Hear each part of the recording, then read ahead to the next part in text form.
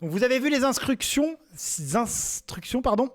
Je vous rappelle un abonnement d'1 mois premium diamant à Chesscom et ça c'est beau. Est-ce que vous êtes prêts? Est-ce que vous êtes prêts? Est-ce que vous n'êtes pas prêts? C'est pas mon problème. C'est pas mon boulot. Vous répondez aux questions. Moi, je vous les soumets. Alors, hop, je prépare tout. C'est parti. Première question. C'est parti. Ready, set, go! Que signifie ELO? Système de classement des joueurs d'échecs. Enhanced Level of Obedience. Évaluation en ligne ouverte. Rien, c'est le nom de son inventeur. Ou bien Evaluation of Lonely Openings. À votre avis?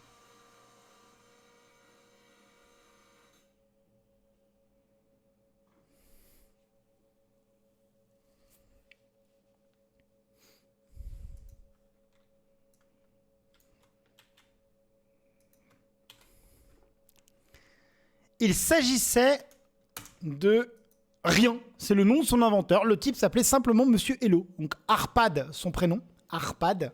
Son nom de famille, Elo. Donc rien. C'est le nom de son inventeur. Tout simplement. C'est un système de classement qui a été élaboré dans les années 50, 60. Pas forcément par Arpad Elo directement, mais c'est lui qui l'a popularisé et il était hongrois, enfin américain d'origine hongroise, amateur d'échecs notamment, et qui a développé ça et qui a qui a amené la FIDE à s'en servir. Voilà. Les 3 autres choix ne veulent rien dire. Bah ça pourrait, parfois c'est étonnant, tu vois. Parfois c'est étonnant. Bref. On va regarder les scores. Allez, on va regarder les scores parce qu'il y en a 19 079 pour Piu Piu Piu.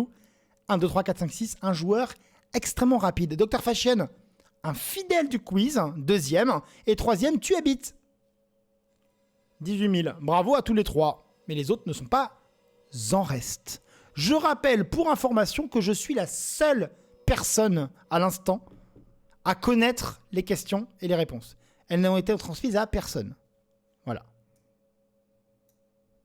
Ok ? On continue. Question actualité. Que vient d'acquérir Chesscom? Une exonération totale d'impôts pour 2020, l'autorisation de diffusion sur beIN Sports, le droit d'organiser un championnat du monde en ligne ou les droits de diffusion du championnat du monde 2021.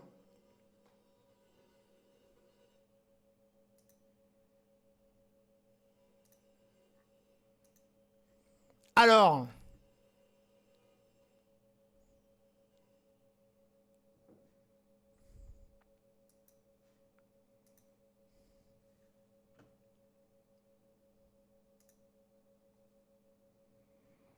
la réponse est, ça vient de tomber, l'information a été publiée hier, je crois, sur Chesscom, ou en tout cas extrêmement, ça fait très peu de temps.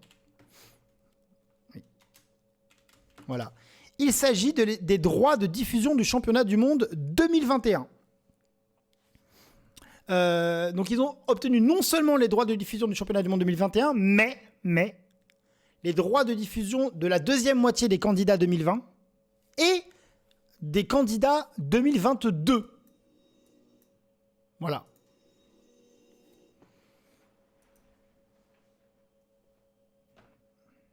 Vous avez été 16 à bien répondre. Et je vous ai mis dans le chat le lien vers la news. D'accord ?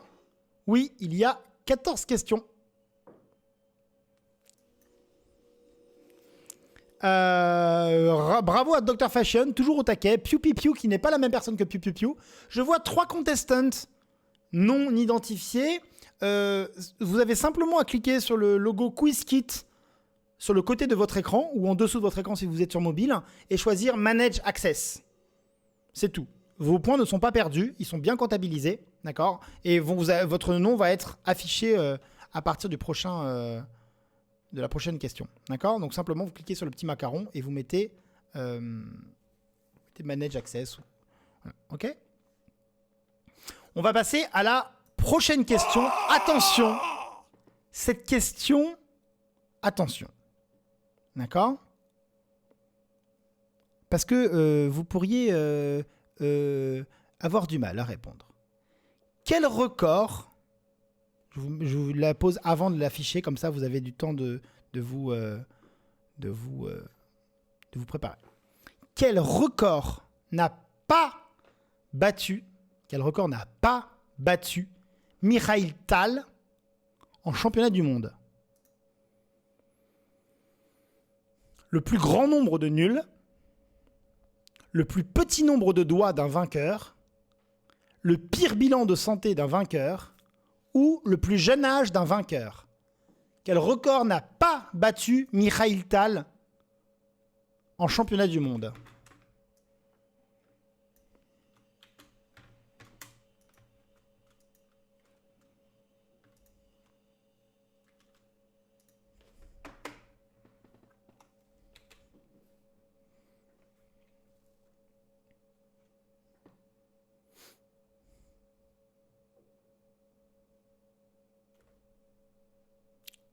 Réponse, après viennent les explications.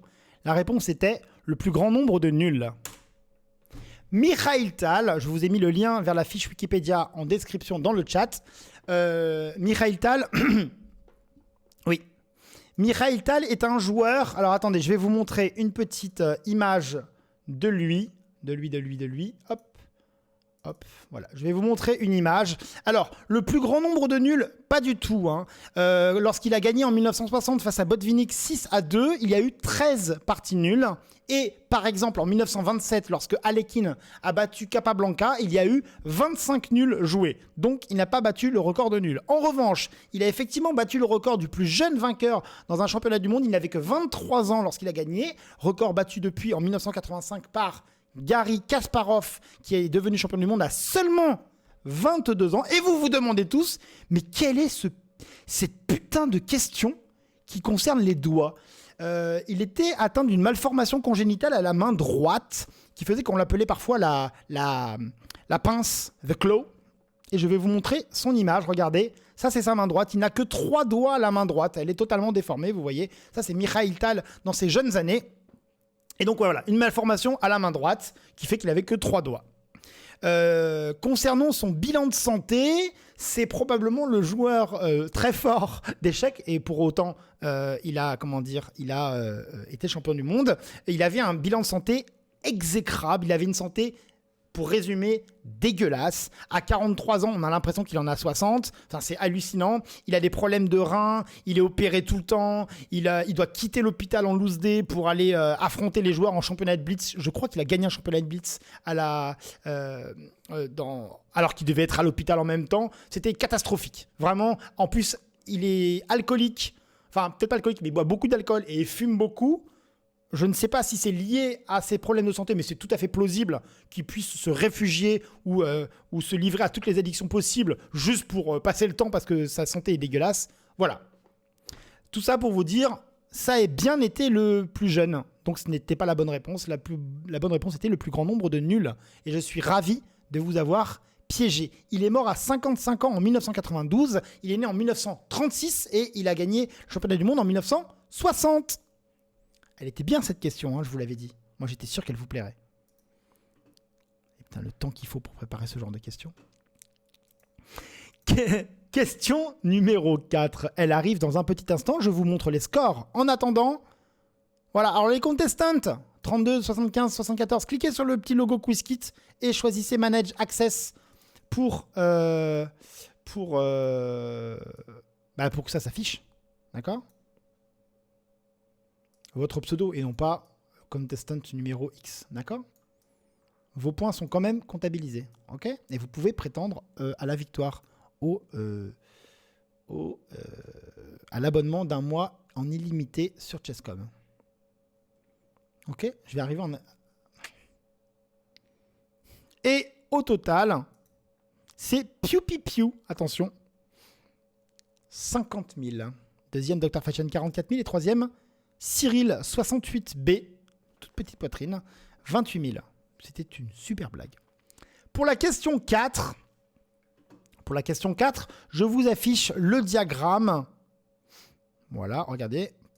Et maintenant, regardez bien. Et je vous pose la question suivante. Quelle défense à E4 commence par D6? La défense française, la défense Caro-Kann, la défense Philidor ou la défense Pirc?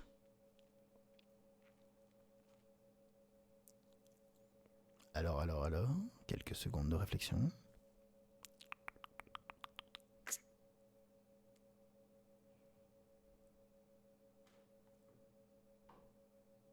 Je n'ai pas mis que des questions infernales, hein. Vous pouvez en trouver.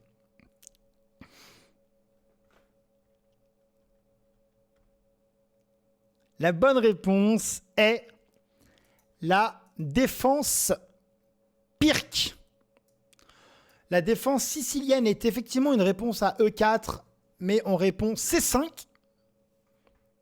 La défense française, c'est une réponse à E4, mais on répond E6. Enfin, la défense Philidor est un peu plus longue. On répond à E4 par E5, puis généralement cavalier F3, D6. D'accord ? Vous pouvez taper dans le chat point d'exclamation française, point d'exclamation sicilienne, point d'exclamation Philidor, point d'exclamation Pirc, et vous aurez le détail. Ok ?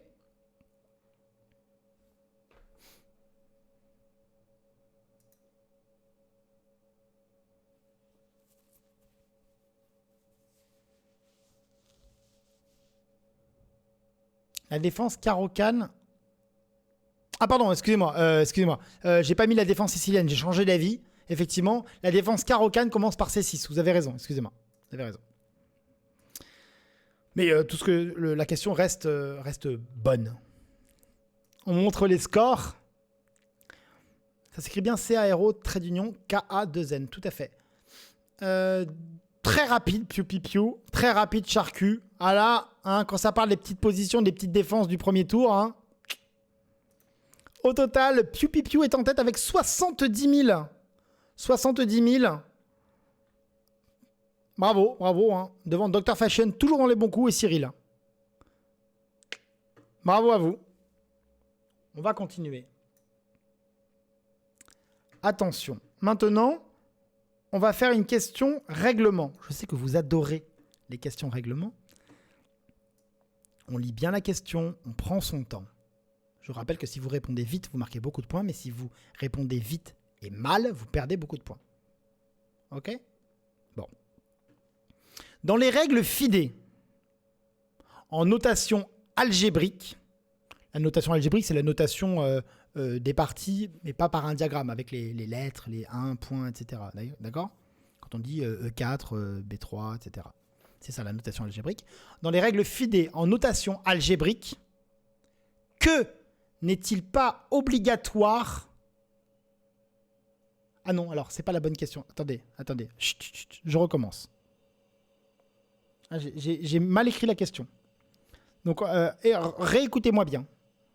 La bonne réponse est la bonne. C'est juste la question qui est mal écrite, d'accord? Donc la vraie question, c'est, dans les règles FIDE en notation algébrique, donc quand on écrit fou E4, cavalier B3, etc., ok? Qu'est-il obligatoire de noter? Pardon. Qu'est-il obligatoire de noter? Ok? Oui, la bonne réponse est la bonne. C'est-à-dire que, voilà, la question est écrite à l'envers, mais la bonne question, c'est celle que je vous prononce actuellement, c'est qu'est-il obligatoire de noter? On n'est pas obligé de tout noter, mais qu'est-il obligatoire de noter quand on est en partie et qu'on enregistre la partie? Qu'est-ce qu'on est obligé de noter? Qu'est-ce qu'on est obligé? D'accord? En fait, sur les 4 propositions, il y en a 3 qu'on n'est pas obligé de noter. Et il y en a une qu'on est obligé de noter, c'est celle que je vous demande.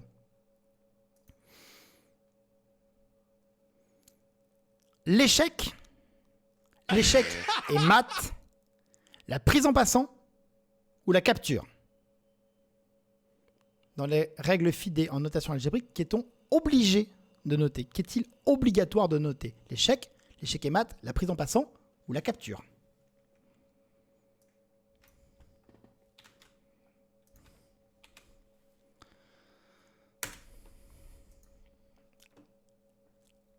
Je vous ai mis le lien dans le chat, peut-être un peu trop tôt d'ailleurs. Vous avez pas le temps d'aller voir le bon endroit dans les règlements. Donc je vous ai mis le PDF dans le chat. La bonne réponse est la prise en passant. On n'est pas obligé de noter échec. On n'est pas obligé de noter échec et mat. On n'est pas obligé de noter la capture. Je vous lis l'article. Alors, je ne vais pas vous le lire en anglais, mais si jamais vous cherchez sur le PDF, ça se trouve page 19 de mémoire. Voilà, C13, pardon. D'accord? On explique comment on note le rock, comment on note le grand rock, comment on note les captures, etc. La phrase est « It is not mandatory », donc ce n'est pas obligatoire, « to record the checkmate and capturing on the score sheet ». Donc vous êtes obligé de noter en passant. D'ailleurs, en fait, il y a un problème si vous ne notez pas en passant. C'est que imaginez que vous avez deux pions. Un sur la 5e rangée, un sur la 6e rangée. Non, un sur la 4e, un sur la 5e, je pense, ça doit marcher comme ça. Oui, un sur la 4e, un sur la 5e, l'un derrière l'autre. Et que l'adversaire bouge sur la colonne adjacente son pion de 2 cases, ben vos deux pions peuvent manger le pion. Et du coup, il faut bien noter en passant, sinon... voilà. Enfin, ce genre de choses. Ah non, effectivement, ça marche pas. Je me suis trompé. Vous avez raison. Il n'y a aucune confusion si on note pas. Oui, vu qu'on note la case d'arrivée. Ah ouais, exact. Ça marche pas, ouais. Tout à fait. On donne la case d'arrivée, tout à fait. Ah bah oui, bah alors du coup, je sais pas pourquoi. D'ailleurs, dans le règlement écrit en anglais, sur la prise en passant, ils accordent la prise en passant avec le féminin. C'est-à-dire quand il y a un nom qui est censé être un nom commun féminin en français, comme captures, en passante, ils mettent un E. En passante. Mais un peu plus haut, c'est en passant. C'est les points. C'est assez... voilà. En tout cas, c'est le règlement qui oblige. Il n'y a pas de raison, mais il oblige. Oui. La prise en passant, tu dois noter E.P. En français d'ailleurs. E.P. En passant. Et il y a même des précisions quand il y a deux pions qui peuvent prendre le même pion en passant, etc. etc. J'ai compris la question à l'envers. Ben, c'est pour ça que j'ai répété 10 fois.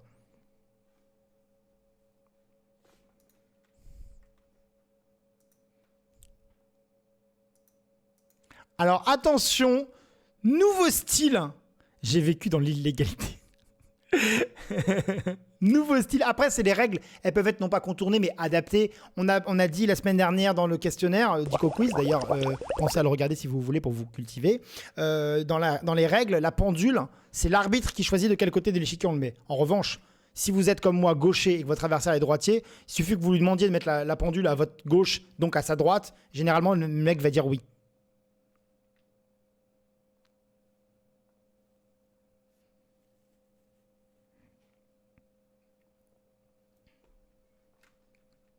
Pourtant, dans la règle, il y a marqué l'arbitre. Il pourrait venir foutre la merde. Tu vois. Bref.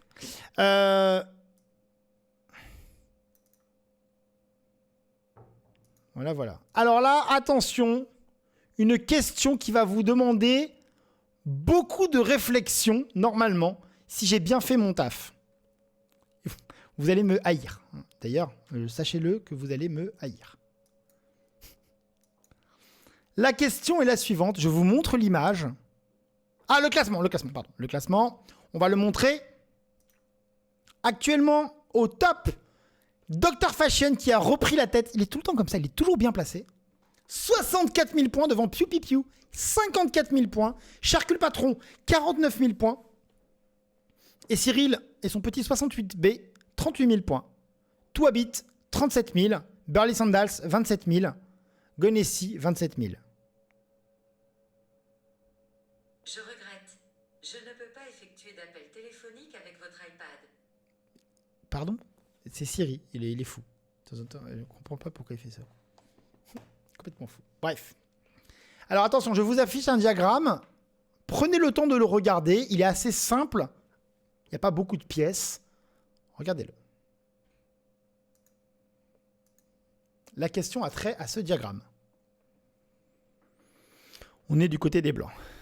Ok? On regarde bien. On regarde bien. Prenez du temps. Ok? Donc les blancs ont tour, cavalier, roi. Les adversaires ont roi, cavalier, cavalier. Ok? Question. Question. Question. Dans cette position, les blancs ont le trait.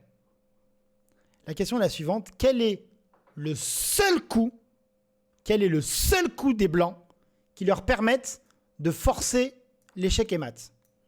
Parmi tous les coups légaux des blancs, ils amènent au match nul sauf un. D'accord? Donc vous pouvez déjà imaginer le coup en question. Voici les 4 coups. Quel est le seul coup qui permette de forcer l'échec et mat de la part des blancs? Tour B3, roi D3, tour B8, cavalier C3.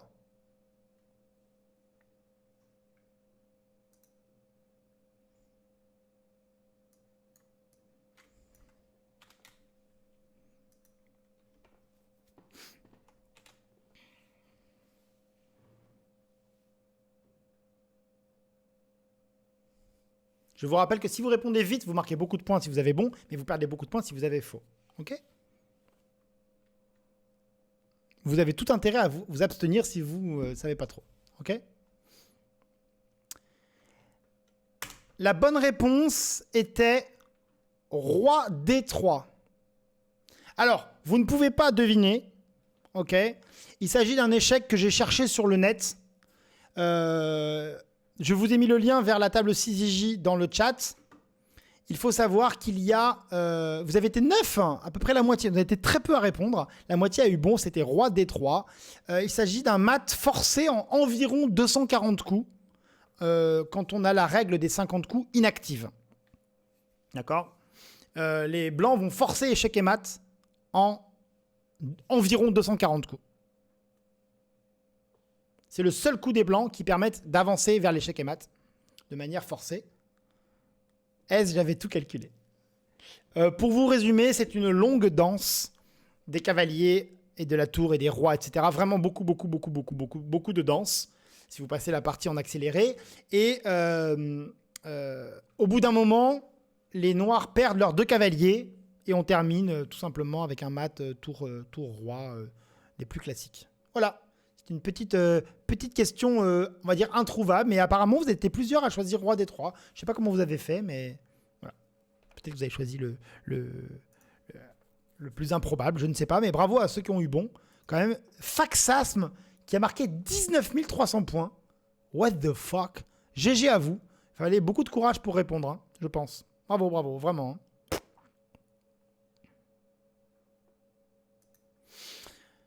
64 000 Dr Fashion qui s'est probablement abstenu sur cette question très compliquée, hein, parce que tellement compliquée qu'on ne peut pas normalement connaître la réponse.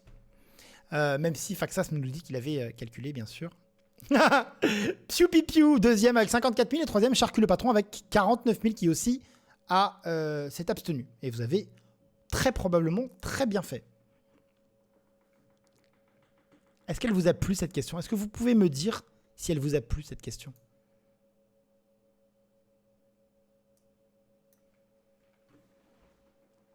Dites-moi dans le chat, est-ce que ça vous a plu?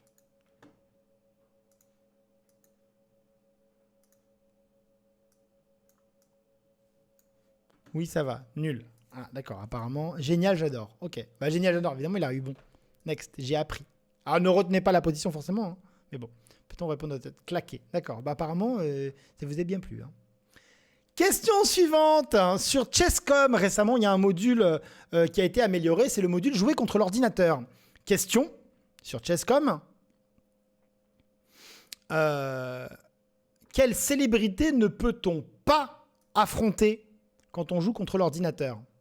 Ne peut-on pas affronter Alexandra Botez, Magnus Carlsen, Kevin Bordy ou Hikaru Nakamura? Quelle personnalité ne peut-on pas affronter quand on joue contre l'ordinateur?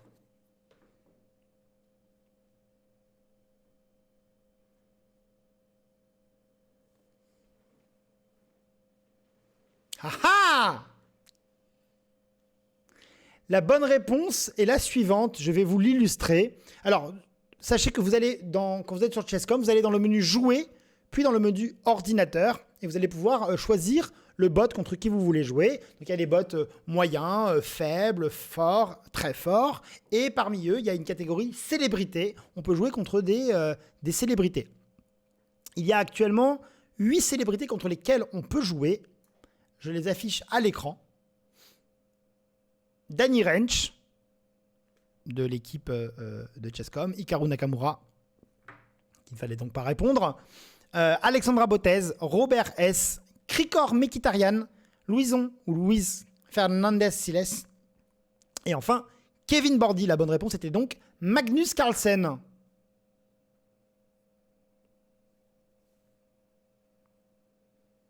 J'ai dit 8 ? Ah bon, pardon. Wilson de la mujer. Vous avez bien répondu, c'est bien Magnus Carlsen. C'est beau, hein ? C'est beau. Et un jour, vous verrez ma petite tête ici. D'ailleurs, si vous regardez de près, vous remarquez que le cadre Kevin est plus gros que les autres cadres. C'est un petit bug. Ils ont mal fichu le truc. C'est un petit bug. C'est pas exactement de la même taille. Bref.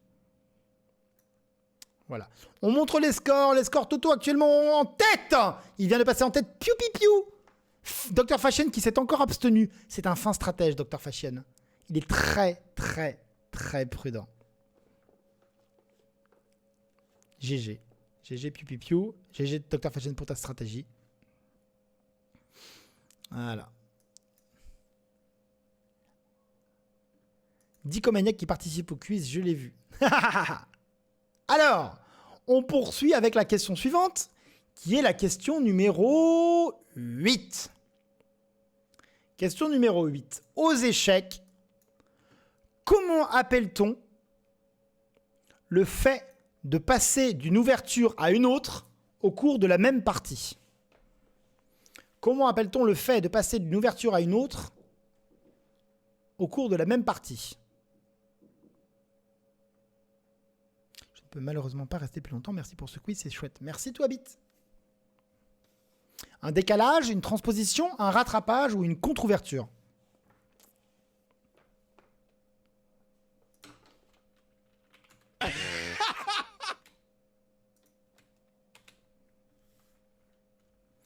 Je vous ai mis le lien vers la page Wikipédia qui concerne cette réponse dans le chat. Il s'agit d'une transposition.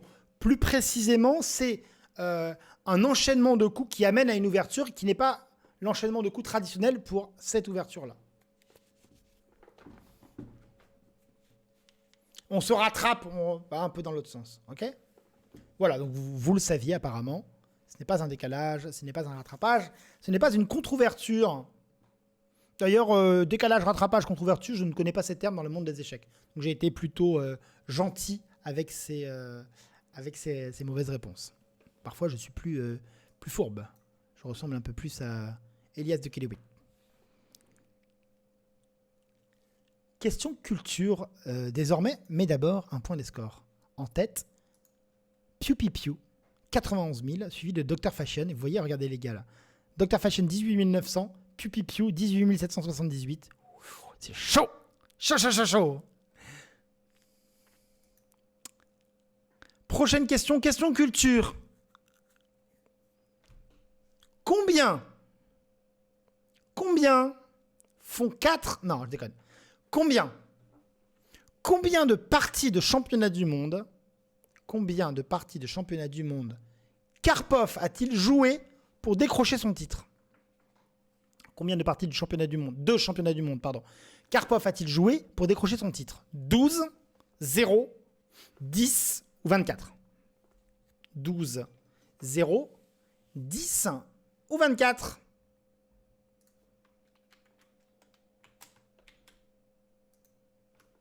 Quand vous n'êtes pas sûr, il faut savoir. Est-ce que vous répondez tard pour pas mettre trop de points en jeu, etc., etc.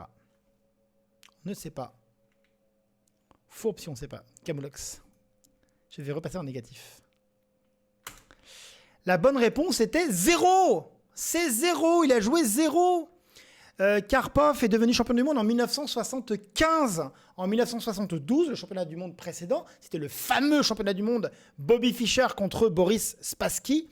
Bobby Fischer l'a remporté et s'est barré et a disparu du monde des échecs. Lorsqu'il a été question d'organiser le championnat du monde 75, Bobby Fischer était contre les conditions de victoire, à savoir, il voulait plus un truc à l'ancienne, à savoir, on ne compte pas les matchs nuls, plutôt que, voilà. Ensuite, la FIDE a fait un effort pour arranger, etc., pour arranger les... Voilà, trouver un compromis, mais il a réclamé ensuite que s'il y avait égalité 9-9, je crois, c'était le champion du monde en titre, lui en l'occurrence, qui gardait le titre. La FIDE a refusé et finalement, il ne s'est pas présenté. Donc, Anatoly Karpov est devenu champion du monde par forfait de son adversaire. Il n'a donc pas joué de partie en championnat du monde. Voilà. Il était là et c'est probablement une grosse frustration sur le moment en tout cas parce que tu as gagné le titre de champion du monde, tu es content, tu es heureux, champion du monde, trop bien. Mais tu dis merde, je l'ai pas joué. Bref, voilà. Aucun jugement de ma part, hein, je partageais simplement l'information. Ok ? Un petit point des scores. C'était troublant, effectivement. Il y a déjà eu des parties de championnat du monde en 12, 10 ou 24 parties, mais voilà. Total des scores, 109 000 pour Piu Piu Piu. Dr Fashion qui a usé de son droit de réserve et qui n'a pas répondu, qui est donc à 83 000, distancé par Piu Piu Piu.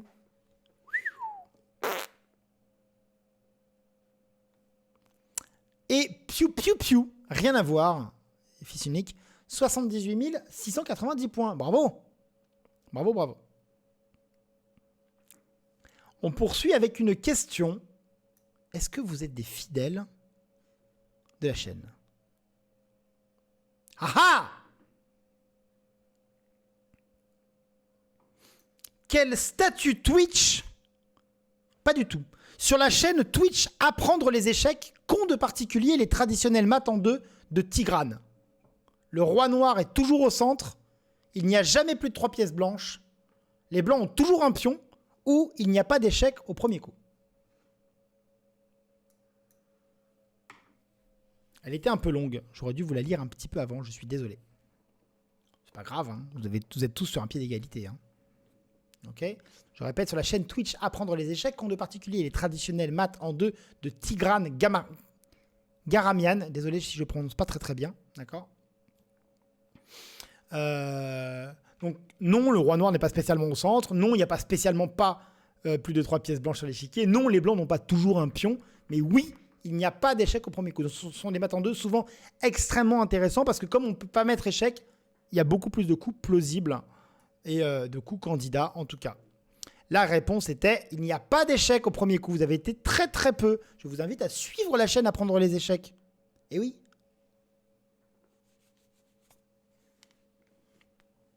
C'est de la culture au sens global. Hein. C'est pas propre à Tigrane. Alors, je ne dis pas que c'est propre à Tigrane. Je ne connais pas tout le monde entier. Et du coup, moi, la question n'est pas qui est la seule personne à faire des maths bizarres. Non, non, c'est qu'est-ce qu'ils ont de particulier les maths en deux de Tigrane. Voilà. Placement de produit ou pas. Hein. Ok. Il reste 4 questions, pardon. 4 questions. Bah, je vous invite à aller regarder les maths en deux de Tigrane. Ils sont très, très, très, très, très intéressants. Vraiment très intéressants. Un petit point des scores. Dr Fashion, toujours à 83 000, extrêmement prudent. Le quiz n'est pas plus facile que les autres. C'est même le contraire. Je ne trouve pas, moi. Mais bon. Piu Piu Piu, 118. Dr Fashion, 83 000. Waouh. Bien joué.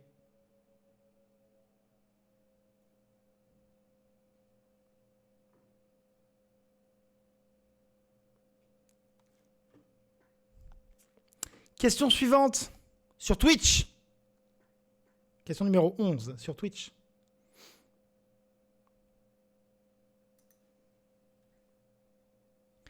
Quel statut Twitch Dicomaniac vient-il de décrocher? C'est moi, Dicomaniac.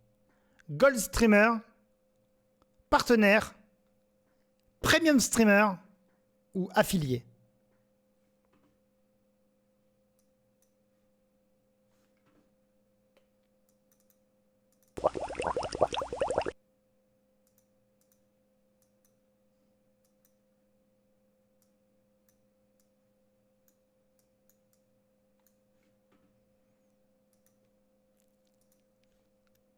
Alors, partenaire du coup, c'est sexuel comme phrase ou pas? La bonne réponse était partenaire, bien sûr. Depuis vendredi dernier, je suis partenaire particulier. Pardon. Partenaire Twitch. À noter que Gold Streamer et Premium Streamer n'existent pas comme statut sur Twitch, officiellement en tout cas. Et affilié, c'est le stade au-dessus de streamer lambda, disons. Il n'y a pas de statut particulier qui permet d'obtenir des subs, par exemple. Hein. Tous ceux chez qui vous pouvez sub sont affiliés. Ce qui signifie grosso modo qu'ils ont 3 viewers de moyenne au moins. Et je viens enfin comment dire, de décrocher ce partenariat. Donc je suis extrêmement heureux. Voilà, je suis extrêmement heureux. C'était pas très difficile si vous êtes sur ma chaîne et si vous me suivez sur les divers réseaux sociaux, dont je mets le lien dans le chat. Jimmy Nova a répondu à cette question. Il s'est réveillé d'un coup. Juste pour être le plus rapide. Quel coquin. Score Toto, piou piou piou, 137 000. Dr Fashion qui s'envole avec 98 000. Piou piou piou, 96 000. Piou piou piou, 1 inarrêtable, pardon.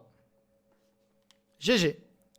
GG. Et le labo, 79 000. Incroyable, le labo. Quelle culture. Quel talent. Malheureusement, la question suivante devrait être fatale au labo. C'est la question numéro 12.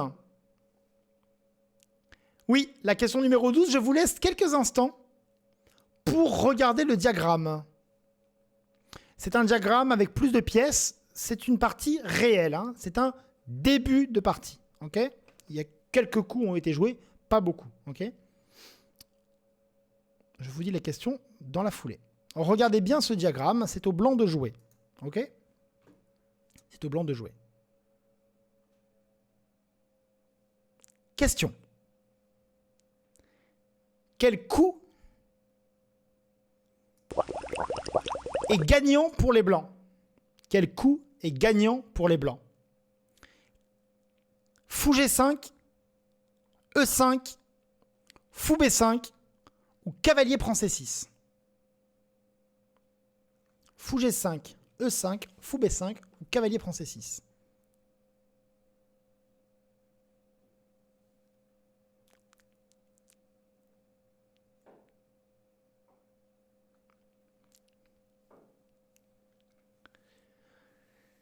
Alors, vous avez peut-être reconnu l'ouverture écossaise, qui est celle que je joue avec les blancs quand on me laisse l'occasion de le faire. Alors, gros hello, je ne sais pas. En tout cas, c'est assez simple. Je voulais laisser un petit peu plus, mais elle n'est pas très compliquée. En fait, tout simplement, si vous êtes sur ma chaîne régulièrement, vous pouvez le remarquer. Regardez là. On a ouvert, peu importe que ce soit l'écossaise ou pas, mais on a notre cavalier qui peut prendre le cavalier adverse. Cavalier C6, d'accord? Et quand on prend le cavalier, vous remarquez qu'on attaque la dame adverse. D'accord? Donc l'autre, les noirs sont obligés de parer. Donc soit de manger le cavalier, soit de déplacer la dame. En l'occurrence, la dame, ils ne peuvent pas la déplacer. Donc elle sera forcément prise par le cavalier, même si elle se déplace en E7. Donc ils vont manger le cavalier. La séquence normale, hop, je vais vous le mettre comme ça. Je vais vous la mettre dans le chat. La suite de la séquence, voilà, d'accord? C'est cavalier prend C6, D prend C6, on pourrait faire B prend C6, mais le pion reprend le cavalier noir, d'accord? C'est alors, normalement c'est D qui reprend, c'est alors aux blancs de jouer qui font dame prend dame en mettant échec, on déroque le roi adverse qui est obligé de reprendre la dame, donc roi prend dame, et enfin, fou prend C7, C5. C'est le seul truc, c'est ça en fait. On fait cavalier prend cavalier. Et il a son fou. Les noirs ont leur fou en l'air. Et comme avec notre cavalier, quand on a pris l'autre cavalier, on a attaqué la dame, bah, l'autre a le choix entre perdre son fou ou perdre sa dame. Donc il choisit de perdre son fou. qui est tout à fait normal. Voilà. Pour information, je vous montre le diagramme à la fin de cette petite séquence que je viens de vous décortiquer. Voilà, après les échanges. On a donc un fou d'avance, le roi adverse déroqué, et donc une tour, notamment en A8 chez les noirs, qui est extrêmement coincée. Un point des scores.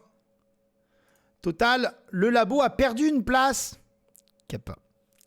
Et Piu Piu Piu, 137 000. Dr Fashion 117. Piu Piu Piu, 115. GG, à vous trois. Et Cyril toujours en embuscade.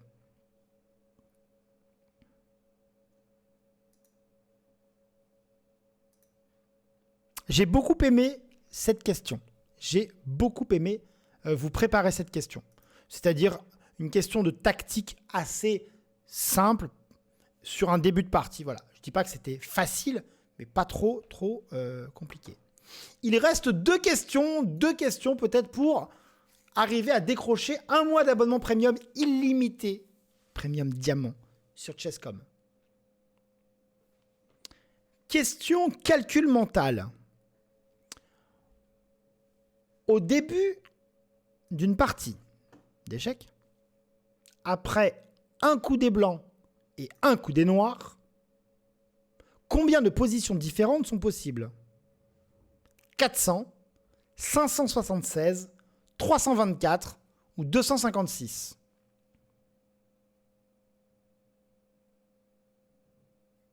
Aux échecs, au début d'une partie, après un coup des blancs et un coup des noirs, combien de positions différentes sont possibles ?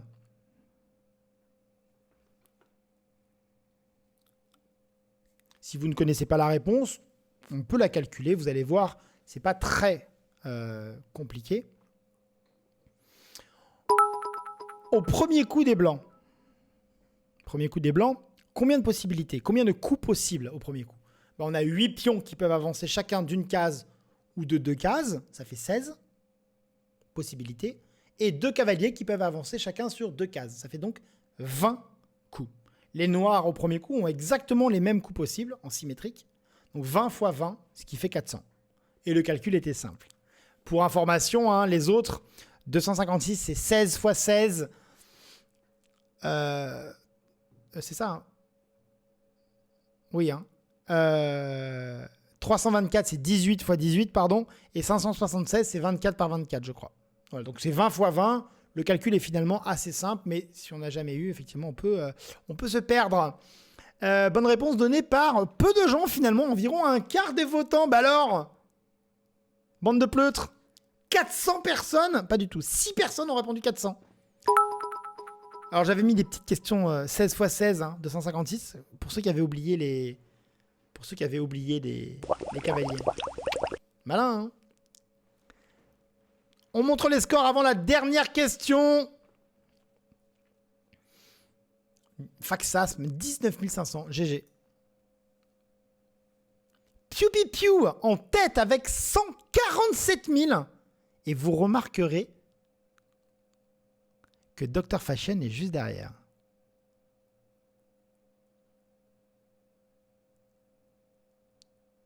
Avec 136 000 et troisième Piu Piu Piu. Piu Piu Piu, pardon, et Cyril, 107 et 106 000. Ah ah!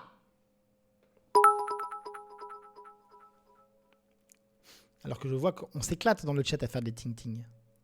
Voici la dernière question.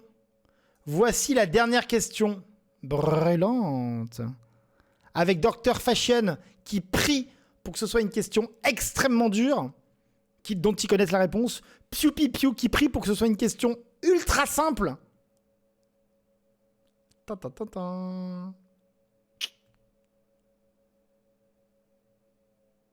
Alors, vous êtes prêts? Dernière question du quiz.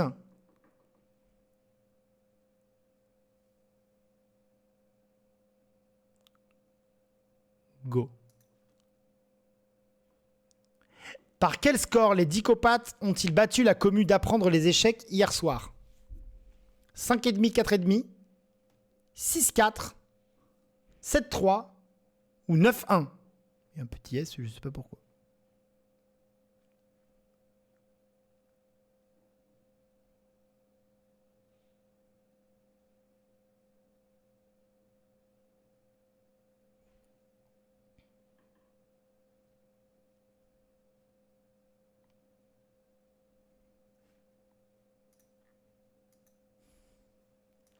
Alors, je vous mets le lien dans le chat.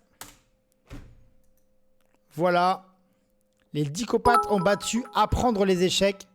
Merci. 7-3. C'était hier. C'était hier soir. Je vous remercie d'avoir participé. On s'est éclaté. Merci beaucoup à Jimmy pour l'organisation en coulisses. C'était un plaisir. Oui, un grand plaisir. Grâce à toi, on a pu s'éclater et j'ai pu me contenter de commenter les parties. Voilà, c'était hier et moins que demain. Nous avons battu Apprendre les échecs à 7-3. À celui qui a dit dans le chat, il y tient sa victoire. Je rappelle que j'ai fait un petit peu de pub dans une des questions à Apprendre les échecs à propos des maths en 2 de Tigrane. À refaire, bien sûr qu'on vous fera ça.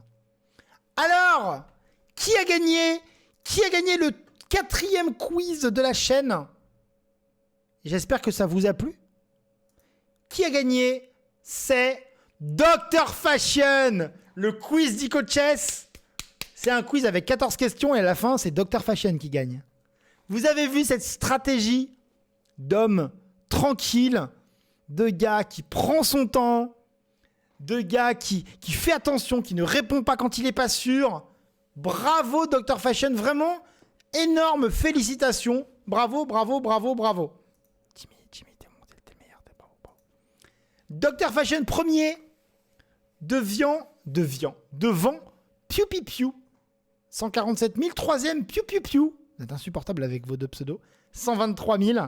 Quatrième, Cyril, 106. Cinquième, Burly Sandals, 95 000. Sixième, EDPN, 87 000. Et enfin, septième qui ferme la marche, 83 000. Le labo. Félicitations! J'ai déjà montré que le labo, que Jimmy avait été le plus rapide à répondre à la question. Quel relou, je vous jure. Oh, le mec, il veut absolument. Je veux passer la tête. Oh, Jimmy Nova, t'as été le plus rapide, c'est incroyable! Mais c'est pas moi qui choisis, je crois, d'afficher les réponses. Oui, je l'ai déjà affiché, mais ça s'affiche peut-être pas. C'est à vous de le faire, non? Je sais pas, moi. Je sais pas comment on fait ça, moi. 14e, on était arrivé à la 10e question. Bravo. Donc, bravo à tous d'avoir participé. Bravo à Dr Fashion qui gagne un mois d'abonnement premium Diamonds à Chesscom. Félicitations, hein, vous allez joindre le Discord. Vous allez rejoindre le Discord pour nous donner votre pseudo Chesscom, que je le transmette. Ils sont extrêmement réactifs, donc normalement, dans la journée, vous devriez avoir un mois gratuit. Bravo. On se retrouvera pour notre plus grand plaisir dans une semaine, mercredi prochain. J'espère que ça vous a bien... Est-ce que vous avez aimé ce quiz? N'hésitez pas en commentaire à commenter les questions, parce que c'est à ça que ça sert, à laisser un pouce bleu, à vous abonner à la chaîne YouTube. Et on se retrouvera la semaine prochaine. Je vous aime très très fort.